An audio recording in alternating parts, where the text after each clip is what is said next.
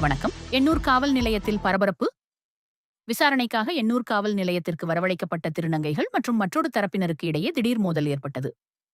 காவல் நிலையம் முன்பாகவே இரு தரப்பினரும் மாறி மாறி தாக்கிக் கொண்ட சம்பவம் அப்பகுதியில் பரபரப்பை ஏற்படுத்தியது.